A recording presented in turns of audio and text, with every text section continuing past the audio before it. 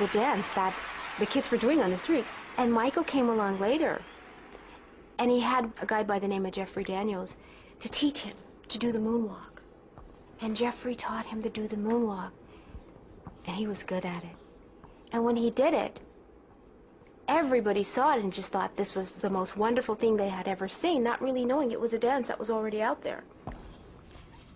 The backslide is actually supposed to be like if you were to be walking forward and suddenly you're on an escalator, and as you're walking forward, this escalator is now pulling you backwards as you're continuing to walk forward.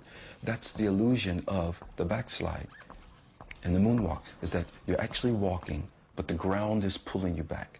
And if you can do it with that illusion, then you're doing it more or less looking like you're pulling yourself back, like your legs are tugging you back. It's not supposed to look that way.